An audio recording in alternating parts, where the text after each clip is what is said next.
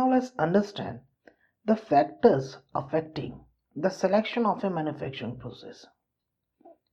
In the last lecture, we have understood the types of manufacturing processes: jobbing, batch, mass or flow, and process type. In this lecture, we will try to understand what are the factors that affects the selection of a manufacturing process for a production system. The first factor being the effect of volume or variety. This is one of the major consideration in selection of a manufacturing process. When the volume is low and variety is high, intermittent process is more suitable. And with increase in volume and reduction in variety, continuous process becomes suitable. Second is capacity of the plant. See, predicted sales volume is the key factor to make a choice between batch and line process. In case of line process, fixed costs are substantially higher than variable cost. And the reverse is also true for batch process.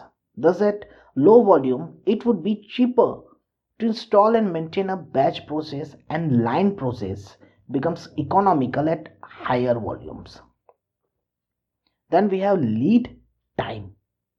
See, the continuous process normally results faster delivery as compared to a batch process. Therefore, lead time and level of competition certainly influence the choice of production process.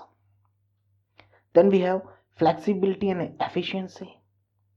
The manufacturing process needs to be flexible enough to adapt contemplated changes, and volume of production should be large enough to lower cost.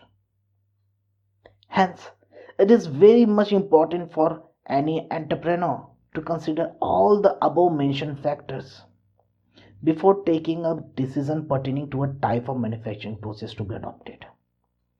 As far as small scale enterprises are concerned, they usually adopt batch process due to less volume production and low investment.